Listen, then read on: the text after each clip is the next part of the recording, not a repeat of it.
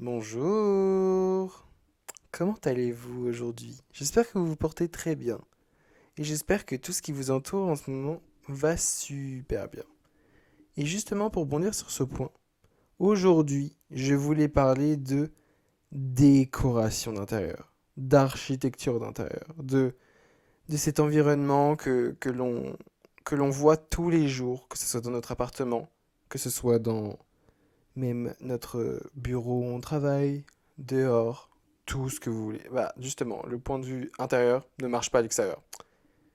Bon, jingle.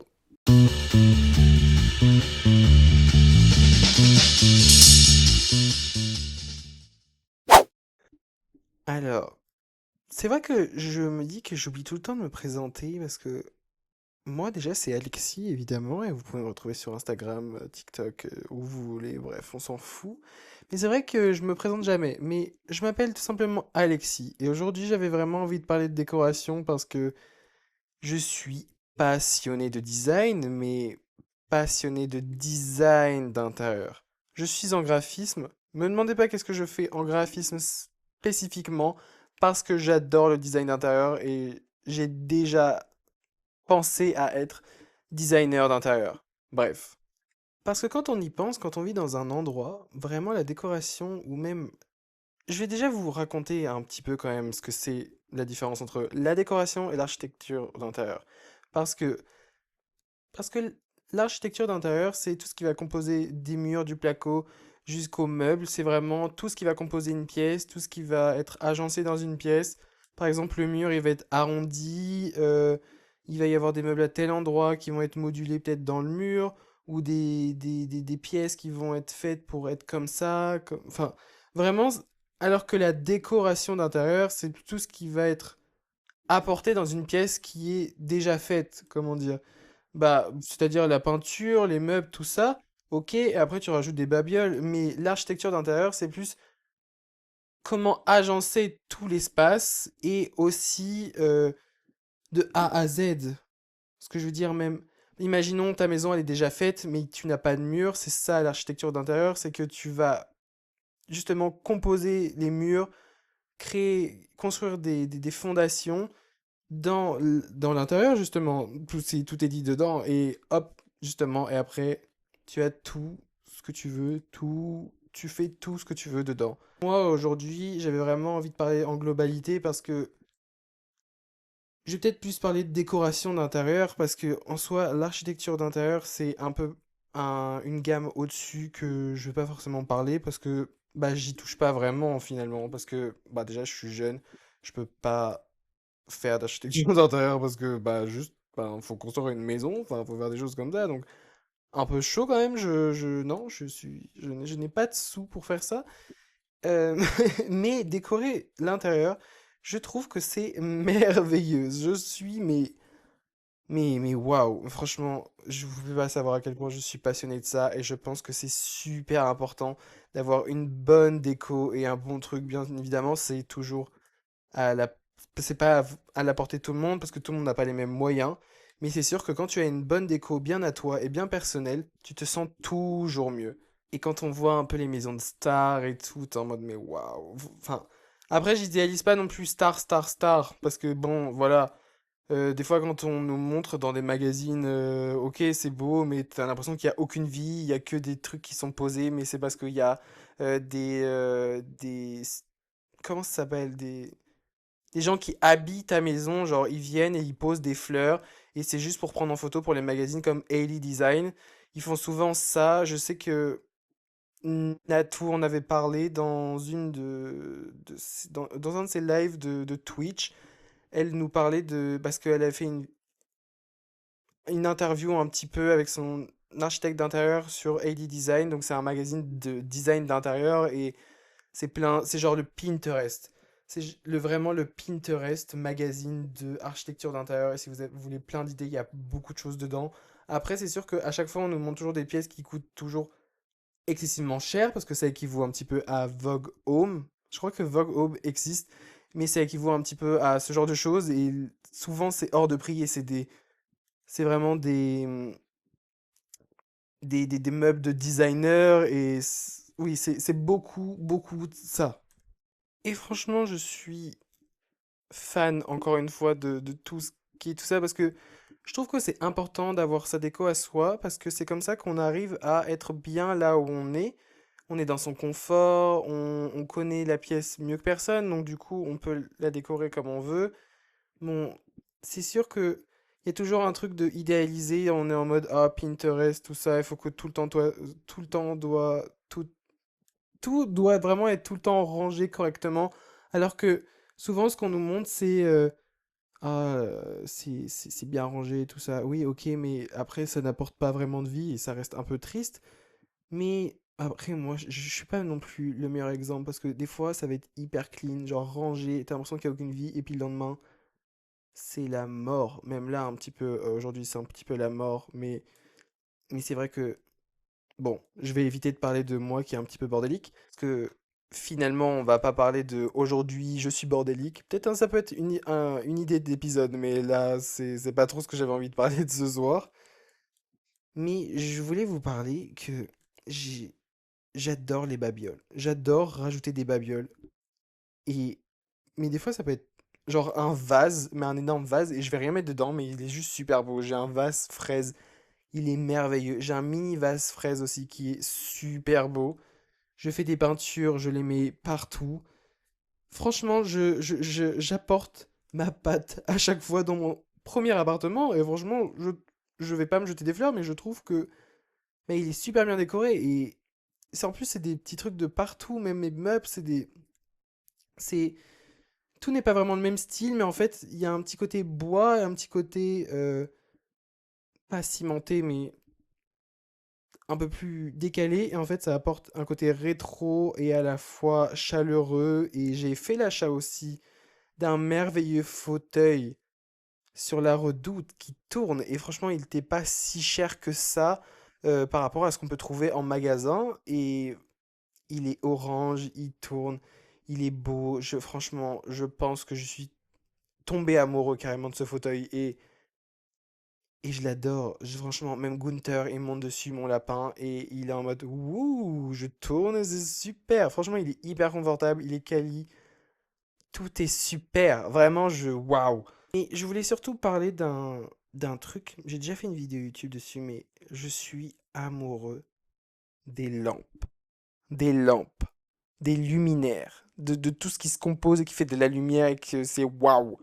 Je ne pourrais pas vous dire quand est-ce que j'ai démarré à être taré au niveau des lampes, mais je pense que ça devient juste avant mon appartement, quand il fallait acheter des meubles, parce que je savais mon appartement n'était pas meublé. Et mais déjà, j'étais amoureux des lampes vintage, rétro, années 70, vraiment mon style que je favorise, que j'adore. C'est vraiment les années 70 rétro avec du orange partout et tout ça. Des... Mais c'est ce côté années 70, mais avec ce bois, donc du coup ça fait un... Ça casse un peu, je trouve, et du coup ça devient chaleureux, mais un petit peu space. Genre, vraiment un peu argenté. Enfin, je sais pas si vous voyez la maison de Emma Chamberlain ou si vous, par exemple, je vous dis là, allez voir la maison de Emma Chamberlain. Là, maintenant, tout de suite. Mais c'est la maison de mes rêves. Franchement, j'adore. Sa cuisine, elle est verte. Son marbre, il est vert. Elle a des trucs rétro et à la fois c'est chaleureux. Et puis son toit, c'est une verrière et tout. Je suis en mode, mais waouh, mais franchement, je veux vivre dans sa maison. Elle est super belle. Sa salle de bain est super belle. Mais tout est beau. J'adore, j'adore.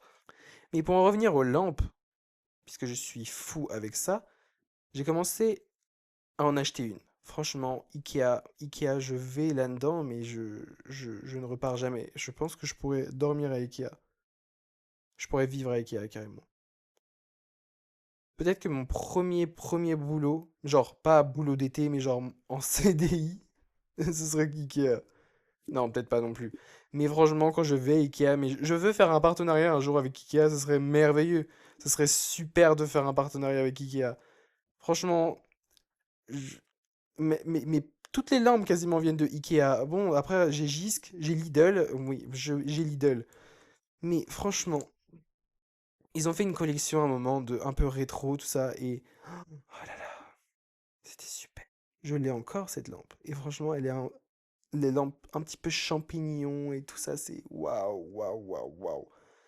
Après, j'en ai rajouté une. Cette lampe que tout le monde a, qui est ronde, qui est une boule de Ikea, et que tu mets une lampe de couleur et enfin, tu mets une ampoule de couleur et hop, tu changes d'atmosphère. En fait, tout ce que les lampes apportent, ça te fait les petites lampes d'appoint aussi à pile où tu les poses juste, ça s'appelle des lampes à poser carrément. C'est vraiment noble. Mais franchement, tout, en fait, quand tu éteins la lumière qui te casse la vue que personne n'aime, enfin, il y a des gens vraiment, ils préfèrent allumer la lumière de tout en haut pour que ça éclaire tout, que des mini-lampes qui te met dans un univers assez cocooning, assez confortable finalement, et qui t'apaise. Là, je suis actuellement dans ce mood-là, dans cette vibes-là, j'ai seulement deux lumières, ma lampe de chevet et une lampe un peu haute de chez Lidl et qui ressemble à un énorme néon, mais qui est merveilleux, franchement, il est super beau. Et j'ai une lampe un peu rétro, grise, un peu de bureau, mais ça se voit pas que c'est de bureau. Et franchement, c'est beau, franchement, j'adore. C'est un moment où t'es en mode, hmm, c'est apaisant, je pourrais même m'endormir avec ces petites lampes. Mais bon, on va peut-être pas abuser parce que après, la facture d'électricité va arriver, mais bien évidemment, c'est des LED, hein, voilà. Mais, ah, c'est merveilleux. Franchement, j'ai fait une vidéo YouTube où je parle de toutes ces lampes. Et même à un moment, j'ai tellement eu de lampes que j'étais en mode, mais j'en ai une, mais elle est en trop, je ne sais pas où je vais la mettre. Mais je lui ai trouvé une place, parce qu'il y a toujours une place pour les lampes. J'ai même une enceinte lampe. C'est la même vibes. Et franchement, je suis fan. Elle fait de la lumière et tout. Je suis en mode, mais waouh, mais waouh, waouh, waouh. J'ai carrément hésité à acheter des lustres vraiment pour mes lumières d'en haut, mais je me suis dit non, tu mets peut-être un peu trop d'investissement dans un appartement où tu vas rester seulement 3 ans et qu'après tu vas devoir partir. Et n'oublie pas, Alexis, tu vas devoir enlever tous ces meubles et tu en as racheté, enfin tu as rajouté des objets, des babioles et des trucs au fur et à mesure de tes 3 ans. Et là, il te reste peut-être 1 an et demi et tu es en mode oula, oula, oula, quand on va devoir déménager, quand je vais devoir déménager, ça va être la merde totale. Je ne louerai pas de camion, donc c'est moi en fait, et mes parents certainement, que je vais obliger à venir. Et quand tu as toutes ces lampes, après tu as toutes tes babioles, et que ça te fait ton atmosphère et que tu as décoré à ta façon, mais c'est merveilleux. Et vous savez aussi ce qui est encore mieux? Les plantes. Parlons-en des plantes, il faut en parler, je vais avoir mon petit chapitre là-dessus. Vous savez que j'ai été une merde considérable pour les plantes parce que j'ai jamais réussi à comprendre comment vraiment s'occuper d'une plante, même s'il faut juste l'arroser. Et bah, dans ma tête, c'était beaucoup plus compliqué que ça, et je me suis dit, non, c'est trop compliqué, je n'aurai jamais. Jusqu'à juin l'année dernière, j'ai pété un câble et j'avais déjà une aloe vera, et franchement, elle est toujours vivante. Ça fait 1 an que je l'ai, 1 an et demi maintenant. Elle est plus que vivante, elle est de plus en plus grande. Là, je la vois là maintenant, mais je suis en mode waouh, mais elle est énorme. Et depuis juin l'année dernière, ma sœur travaille un peu dans le milieu des plantes et tout ça. Et bah, j'ai craqué. Et au final, j'ai une, deux, trois, j'ai au moins 7 plantes. Mais genre, pas des petites, des grandes. Je suis juste un pauvre taré parce qu'au final, j'arrive plus à m'occuper de ce genre de plantes. Elles sont toujours vivantes. Elles, franchement, elles vivent leur meilleure vie. Ça va faire bientôt 1 an que je les ai en plus et je trouve ça dingue. Mais ce que j'arrive pas à comprendre, c'est que quand j'ai un cactus, il meurt. Alors que c'est la chose qu'il faut arroser le moins et j'arrive quand même à tuer un cactus alors que des plantes comme ça, il faut semi-lumière, semi-ombre. Et après, il faut mettre une fois par semaine de l'eau, sinon, bah voilà. Et là, je me rends compte que bah, finalement, ce que j'ai fait pour le cactus, bah, ça se trouve, je l'ai trop arrosé. En fait, il est mort à cause de trop d'eau.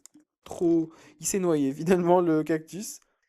Et je voulais en revenir sur le point que, en fait, les plantes aussi, ça rajoute un côté chaleureux, mais il faut vraiment pouvoir s'en occuper tout le temps. Et moi, quand je reviens chez mes parents pendant une certaine période, je prends mes plantes avec moi et je leur laisse finalement parce que je sais qu'ils vont s'en occuper et puis que si je les laisse pendant plusieurs mois, c'est-à-dire 2 mois sans boire, bah je sais qu'il y aura la moitié qui vont mourir, à part peut-être on a l'aloe vera, mais sinon oui, la moitié vont crever, donc c'est quelque chose qu'il faut s'occuper régulièrement, c'est comme un animal, mais peut-être moins de responsabilité. Mais les plantes, ça te donne un plus, un côté plus chaleureux, ça te apporte un plus à ta déco. Et franchement, tu manques de verdure, hop. Après, il peut y avoir aussi des plantes artificielles. Moi, je suis moins fan. Je suis moins fan des trucs un peu artificiels, mais bon. Après, si tu veux pas d'entretien et que franchement c'est super bien fait, pourquoi pas? Honnêtement, pourquoi pas? Mais c'est vrai que je me vois pas du tout avoir ce genre de choses. Et ça rajoute toujours un plus dans la pièce. Tu dis, ah, il manque un peu de plantes. Et en fait, tu rajoutes un truc et tu fais, waouh, mais c'est super beau. Que ce soit dans ta salle de bain, que ce soit dans ta chambre, que ce soit dans ton salon. Enfin, franchement, tu rajoutes une plante et tu vois que ça fait toute la différence. Tu te dis, il y a un peu plus de vie, il y a un peu plus de cachet à rajouter. Et franchement, ça fonctionne plutôt bien. Et voilà, mais là, moi je sais que je dois arrêter les plantes parce que, en fait, le truc c'est que, comme là je suis dans mon premier appartement étudiant et que je rajoute des choses, bah je sais pas si je vais pouvoir tout réutiliser parce que j'aurai certainement peut-être pas le même appartement de la même taille et je sais pas si je vais pouvoir réutiliser tous les meubles que j'ai là dans mon prochain appartement. Donc arrêtons d'acheter des choses parce qu'après il va vraiment falloir déménager et tout stocker quelque part et mes parents vont être très contents. Je trouve que l'environnement dans lequel on vit, parce que je parle beaucoup de décoration, de tout ça, et c'est un peu le but de mon épisode, mais dans la décoration, il y a toujours des trucs personnels qu'on ajoute, qu'on crée nous-mêmes. C'est pas forcément des choses qu'on achète, c'est peut-être des souvenirs, des photos, des souvenirs de vacances, des tableaux qu'on a fait, des choses créatives qu'on a fait. Et c'est vrai que des fois, ça, ce truc aussi en plus, rajoute ce côté chaleureux et vous fait aussi sentir bien dans la pièce parce que vous avez des choses que vous, qui vous tient spécifiquement à cœur et vous êtes un peu en mode ah, je me sens bien parce qu'il y a tout, tout ce qui n'est pas avec moi H24, bah, il y a quand même une part de ces gens qui sont là avec moi et ça me permet d'y penser et ça me permet de vivre avec eux sans vivre forcément avec eux. Et c'est vraiment quelque chose de très intéressant, je trouve. Parce que c'est vrai que, par exemple, j'ai des objets qu'on m'a fabriqués, qu'on m'a offerts ou que moi-même j'ai fabriqués. Et quand je les re-regarde, c'est pas forcément un objet à part entière. C'est un souvenir, c'est quelque chose qu'on m'a offert de décoratif, de très très beau. Par exemple, il y a des cruches, enfin deux cruches qu'on m'a offert et il y en a une que je mets plus en exposition que l'autre parce qu'elle est moins utilisable et je l'ai cassée honnêtement et du coup je l'ai réparée mais j'ai pas très envie de mettre de l'eau dedans parce qu'elle est quand même très très grande. Et je sais que c'est juste une cruche, mais je sais il y a un truc derrière parce qu'il y a un délire derrière, quelque chose de plus profond que juste m'avoir acheté une cruche et être en mode ah là là, ça va être utile. Non, c'est un souvenir, c'est une anecdote derrière, et il y a beaucoup d'objets comme ça qui vont être là autour de vous, et c'est ce qui va créer ce confort et cette atmosphère assez agréable et positive et confortable pour vous, et c'est ce qui crée aussi votre déco. C'est pas forcément un meuble acheté Ikea ou un meuble de designer qui va coûter 4000 euros si vous en avez les moyens ou quoi que ce soit. C'est vraiment la déco, ça fait tout, mais il n'y a pas la déco. Pour moi, il n'y a pas la déco, il n'y a pas de déco moche réellement. C'est pas à notre goût, mais les gens, s'ils s'y sentent bien, avec les souvenirs qu'ils ont, avec les couleurs qu'ils aiment, les motifs qu'ils aiment, ça, c'est une bonne déco. C'est ce qui vous plaît à vous, c'est ce qui vous fait sentir confortable, même dans un endroit que vous aimez, et quand vous rentrez, vous êtes en mode ah, je suis chez moi et là, tout va bien. Rien ne peut se passer de très très mal. Que ce soit tout blanc, que ce soit avec de la vie, avec des photos, des souvenirs, des meubles, de tout ce que vous voulez, il n'y a pas de juste déco. Ça m'arrive de rentrer chez des gens et je suis en mode ah, j'aime pas, c'est moche. Mais c'est parce que c'est pas à mon goût. Alors que les gens, ils s'y sentent très bien, c'est leur décoration, ils l'ont choisi, il y a un souvenir derrière. Ils n'ont pas forcément envie de changer non plus, parce que si c'est changer, c'est aussi tourner la page et tourner un chapitre.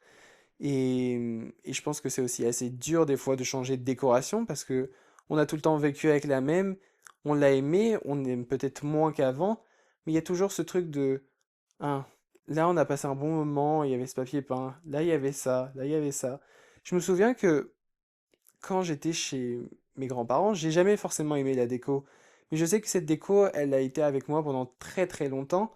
Et le jour où ils ont refait le papier peint du salon, bah ça m'a excessivement perturbé parce que rien n'était vraiment comme avant et c'était plus vraiment la même pièce avec lequel on regardait la télé, on regardait des films, on était avec nos grands-parents, on jouait avec ma sœur, on faisait nos devoirs là, enfin c'était plus vraiment la même chose. C'est toujours les mêmes meubles, mais le papier peint était beaucoup plus moderne, c'est carrément autre chose, et il y a toujours ce truc de ouais, non, je sais pas, en fait, c'est un chapitre qui se tourne, ça montre qu'on a grandi, et qu'il y a des choses qui changent, et que bah, pour nos grands-parents, ils ont envie de changer, donc ok, pourquoi pas, mais c'est vrai que ça fait complètement bizarre de voir un énorme changement de cette décoration, et tu pensais pas y accorder vraiment de l'importance, et quand tu regardes, t'es en mode, ah ouais, bah ça fait trop bizarre, et franchement, j'accepte pas, franchement, j'accepte pas ce papier peint, même il est sympa, ça me fait bizarre de